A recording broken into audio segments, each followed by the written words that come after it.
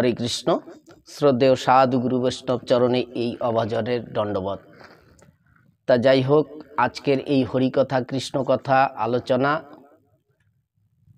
তো এর আগের পর্বে এক ভক্তের আলোচনা করেছিলাম।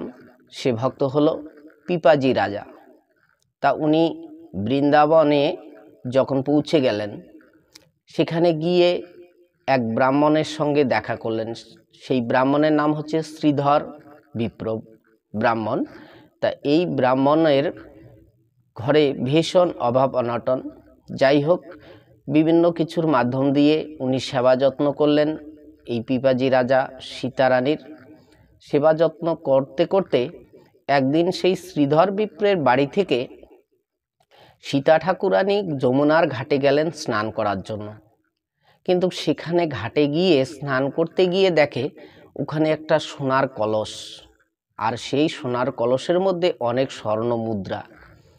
তা এইটা দেখে ফিরে এসে রাত্রিবেলা পিপাজি রাজাকে বলছে যে আমি ঘাটে একটা সোনার কলস, এবারে সেখানে মুদ্রাও দেখতে পেলাম। তা তুমি যদি সেটা নিয়ে এসে শ্রীধর বিপ্রকে দাও, তাহলে ওনার যে অভাব, পরনের বস্ত্র বিক্রি করে উনি বৈষ্ণব সেবা দিলেন, আমাদের সেবা দিলেন, তাহলে এতটাই ওনার দরিদ্রতা ঘরে, তাহলে এটা যদি তাদেরকে এনে দাও তাহলে তাদের একটু উপকার হয়। তা তুমি এটা করো না। তা এই কথা বলতে বলতে সেই চোর ওই তাদের ঘরের পাশে ছিল, কান পেতে সেই কথাটা শুনতে পেল চোর। এবারে সকালবেলা সেই পিপাজি রাজা যাওয়ার আগে চোর কি করেছে, সেই সোনার কলসটা নিয়ে এসেছে। এবার চোর যখন সোনার কলস আনতে গেল, সেই সোনার কলসটা হাতে নিয়েছে। এবারে যখন তার ঢাকনাটা খুলে দেখতে গেল যে ভিতরে কি আছে, সেখানে কি ছিল, এক সর্প ছিল, একটা সাপ ছিল। সেই সাপটা তখন তেড়ে তাকে মারতে আসে। সেই চোর ভয়ে লাফ দিয়ে সেখান থেকে সরে যায়। চোর মনে মনে ভাবে, আমাকে মারার জন্য কি এটা বুদ্ধি করলো নাকি? তাহলে এই বিপ্রেরা এই ধরনের আলোচনা কেন করলো যে ওখানে একটা সোনার কলস দেখতে পেলাম, এখানে তো সাপ ভর্তি, তাহলে এই সাপে আমাকে দংশন করলে আমি তো মারা যেতাম। দাঁড়াও, এবার আমি এখন খেলা দেখাবো। এই কলস আমি নিয়ে গিয়ে ওদের গায়ে ফেলে দেব। তা যখন সীতা এই কথা বলছে পিপাজিকে, তা পিপাজি তখন বলছে, আমি কেন আনতে যাব? সে যদি আমাদের প্রাপ্য হয়, তা সেটা ভক্তের যিনি ভগবানে বোঝা বাইয়ে নিয়ে আসবে, আমার কেন আনতে লাগবে? আমার ভাগ্যে থাকলে আপনি আসবে। তাহলে দেখুন কার ভাগ্যের জিনিস কে খায়। তাহলে চোর কি করলো, ওই ভয়ে পালিয়ে গেল। আবার চোর বলছে, আমাকে মারার জন্য এই প্ল্যান, তাহলে আমি এখন দেখাবো। চোর কি করলো, ধীরে ধীরে ওই ঢাকনাটা নিয়ে ওই কলসের মুখে ঢেকে দিল। এবার সাপ তো ভিতরে থেকে গেল। এবার কলসটা তুলে নিয়ে এসে এবার সেই বিপ্ররা কি করছে, ঘরের মধ্যে শুয়ে পড়েছে। এবার তাদের ঘর ছিল তালপাতার একটা ঝুপড়ি। তা সেখানে কি করলো, তাহলে ওই যে ভাণ্ডটা, চোর ছুটে গেল। এবার ঝনত করি স্বর্ণমোহর পড়িল। তা সেই চোর কি করলো, যখন নিয়ে আসে ওই ঝুপড়ির উপর দিয়ে কলসটা ফেলে দিল। এবার কলসটা পড়ার সঙ্গে সঙ্গে সেই সর্প কি করলো, এবার ওই কলস থেকে বেরিয়ে সর্পটা চলে গেল। আর স্বর্ণমোহরগুলো কি করলো, হুড় করে কলস থেকে বেরিয়ে পড়ল। ভক্ত যে করিল বাঞ্ছা প্রভু পুরাইল, ছল করি মোহরের ভাণ্ড আনি দিল। ঠাকুরানী তাহা নিয়া শ্রীধরের দিল, বৈষ্ণব সেবার হেতু আনন্দিত হইল। তাহলে দেখুন ভগবান কি করলো, ছল করে সেই মোহরের ভাণ্ডটা এনে দিয়ে দিল। ভক্ত বলেছিল আমি আনতে যাব কেন, আমার যদি হয় আর আমার ভাগ্যে যদি থাকে তাহলে প্রভু ঠিক একদিন নিয়ে আসবে। তাহলে আমাদের কখনো ভগবানের চরণে ভক্তি করে কখনো ধন ঐশ্বর্য টাকা পয়সা ভগবানের কাছে কামনা করা চাওয়া কখনোই উচিত নয়। আমাদের কর্তব্য হচ্ছে ভগবানের চরণে প্রেম ভক্তি কামনা করা। আর আমাদের ভাগ্যে যদি কিছু থাকে সেটা ভক্তের বোঝা ভগবানই বেয়ে নিয়ে আসবে, এটা বিশ্বাস রাখতে হবে। তাহলে দেখুন ভগবান ভক্তের জন্য তখন লীলা ছলে কি করলেন, তাহলে সেই অর্থ দিয়ে কি করলেন, পরবর্তীকালে তারা ভক্ত সেবা দিলেন, ভগবানের সেবা দিলেন। শ্রীধরের বৈষ্ণব সেবার যে উল্লাস দেখি পিপাজির মনে হইল অভিলাষ। এক নদী তীরে টোটা বান্ধি কইল স্থান, রাজা এক করি দিলা সেবার সন্ধান। সীতা মাতা উল্লাসেতে করেন রন্ধন, ভোজন করান আইসে যায় সাধুগণ। একদিন সামগ্রী যে ছিল ফুরাইল, হেনকালে কতগুলি বৈষ্ণব আইল। তা এইভাবে করতে করতে একদিন কি হলো, যে অনেকগুলি সামগ্রী ছিল কিন্তু সেটা ফুরিয়ে গেল।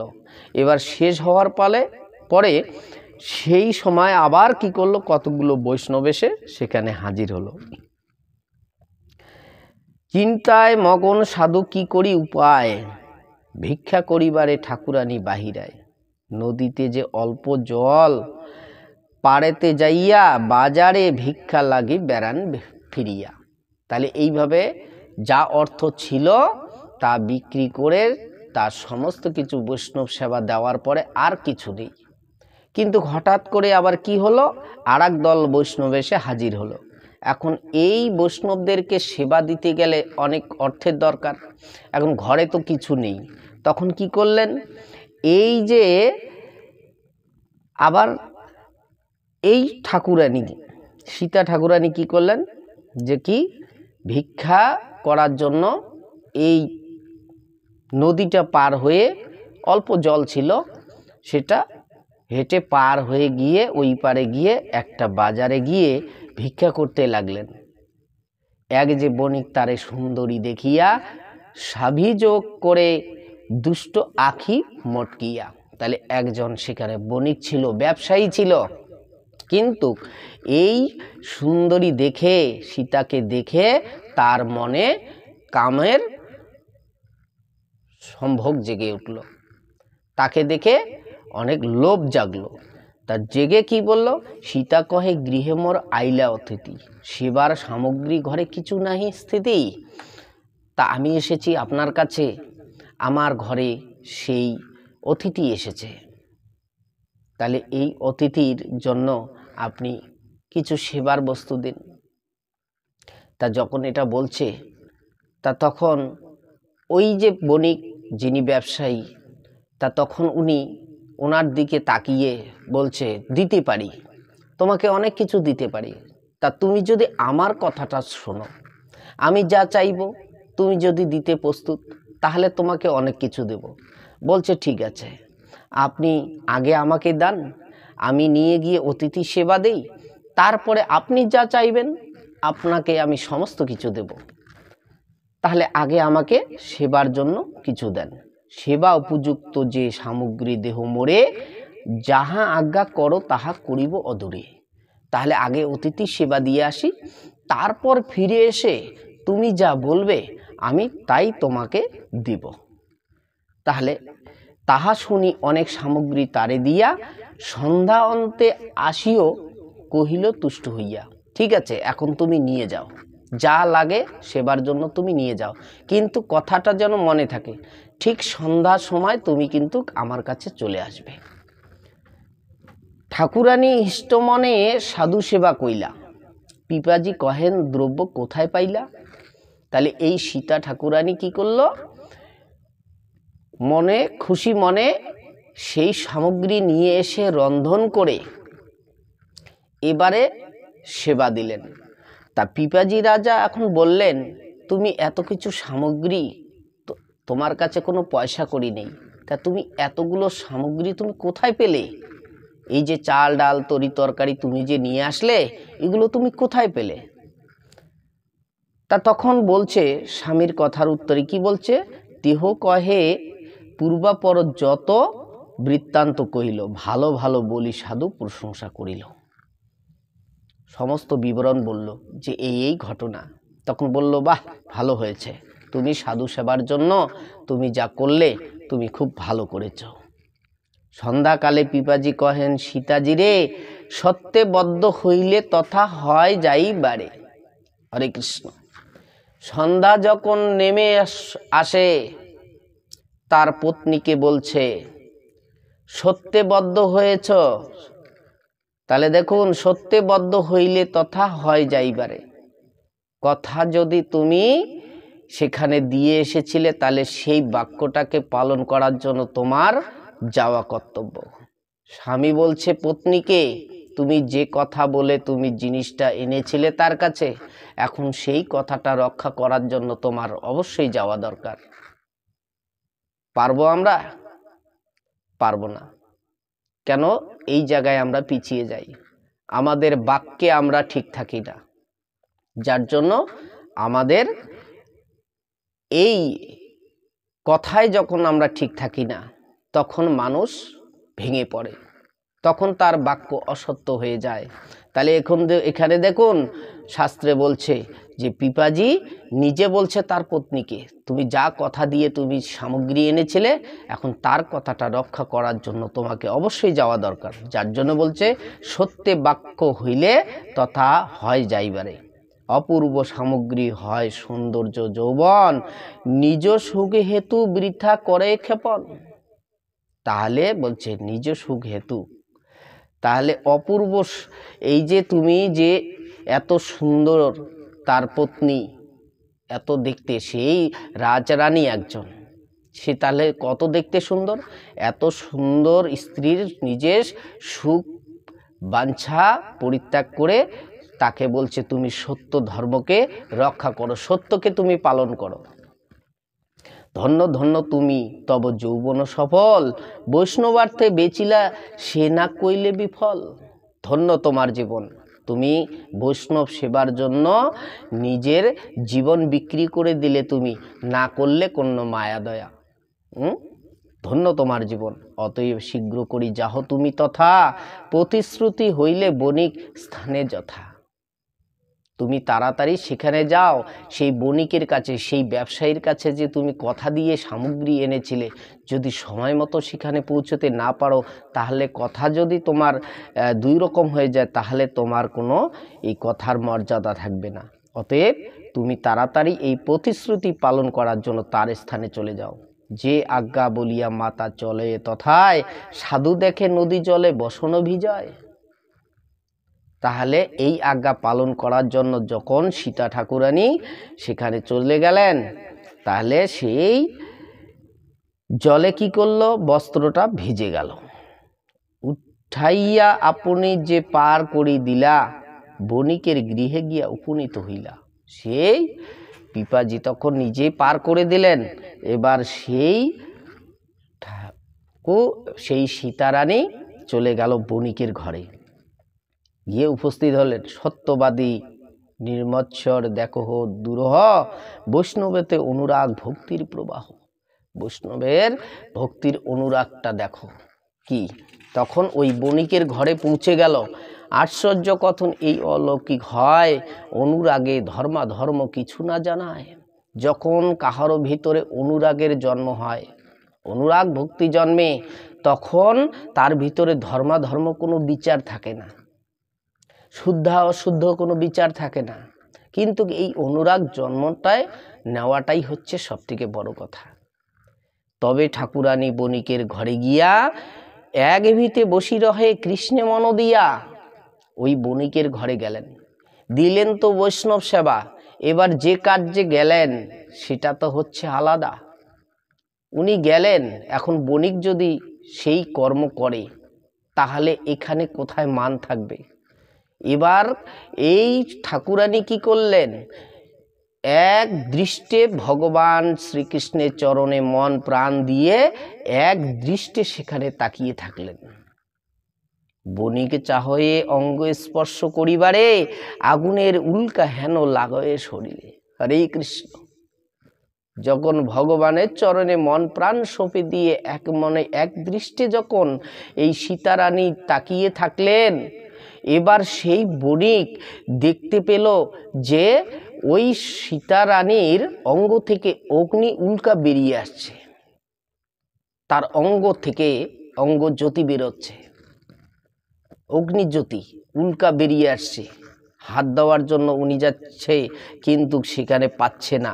নিকটে যাইতে নারে পড়য়ে শরীর, দূরে পলাইয়া মৃড় হইয়া অস্থির। কিসের কি তার কাছে গিয়ে তার অঙ্গে হাত দিবে, তার অঙ্গের তাপে, তার সেই শরীরের তেজে এবার সেই বণিক কাছে যেতে পারলেন না, ভয়ে দূরে চলে গেলেন। তখন বুঝিলে এত প্রাকৃতিক নহে, ঘৃণা হইল আপনার ধিক্কার কহি কহে। তখন সেই বণিক নিজেকে নিজে ধিক্কার দিলেন, ছি, আমি এই প্রাকৃতিক জ্ঞানে আমি তাকে কি দেখেছিলাম। ধিক্কার দিলেন তার মনেকে সেই বণিক, ছি, আমি এতটাই নীচ, এতটাই আমি কামুক, যার জন্য উনি ধিক্কার দিলেন, নিজেকে নিজে ঘৃণা করলেন। ছি ছি, মোরে ধিক ধিক, কি কর্ম করিনু, হেন জনে হেন কর্মে আসক্ত হইনু। তাহলে এই বৈষ্ণবের হৃদয়ে আমি এত বড় আঘাত হেনে দিলাম। আর্তনাদ করি তার চরণে পড়িয়া, অনেক মিনতি করল কাতর হইয়া। তখন সেই বণিক ফিরে এসে কি করলো, এই সীতা রানীর চরণে আত্মসমর্পণ করলো, চরণে পড়ে গেল যে মাতা, আমি অনেক ভুল করেছি, লক্ষ্মী ঠাকুরানী আমাকে ক্ষমা করো। জগন মাতা তুমি মোর লক্ষ্মী ঠাকুরানী, অপরাধ ক্ষম মোরে মূঢ় অজ্ঞ জানি। চলো মাতা গৃহে তব রাখি গিয়া আসি, কৃপা করি খোলো মোর নরকের ফাঁসি।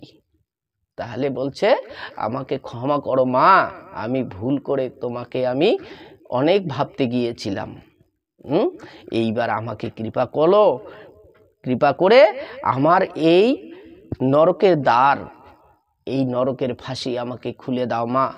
সীতা মাতা চলি গেলা আপন আশ্রমে, বণিক যাইয়া তথা পরে সম্ভ্রমে। তাহলে সেই সীতা রানীকে যখন নিয়ে গেল তার ঘরে, সেই বণিক গিয়ে পড়ল পিপাজির চরণে, সাধুর চরণে পড়ি কাকুবাদ কইল, সদাই প্রসন্ন তারে আশ্বাস করিল। বৈষ্ণব সেবার যত সামগ্রী লাগয়, নীতি নীতি বণিক লইয়া তথা যায়।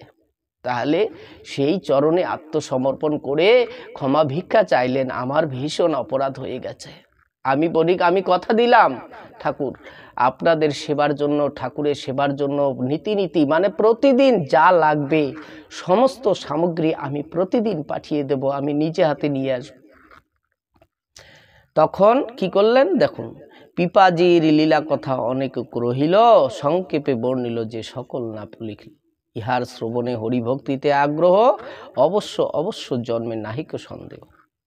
তাহলে এই পিপাজি দেখুন, তাহলে ভক্তের মহিমা, ভক্তের লীলা গুণগান কথা শ্রবণ করুন, তাহলে হৃদয়ে কৃষ্ণ ভক্তির সঞ্চার হবে। তাহলে এই বণিক পরে কি করলো, এই পিপাজির জন্য মন্দির করে দিল, ভগবানের সেবার জন্য সব কিছু করে দিল। হরে কৃষ্ণ। আজকের আলোচনার বিষয় এখানেই বিশ্রাম রাখি, তো পরবর্তী ভিডিওতে আপনাদের সঙ্গে আবার দেখা হবে।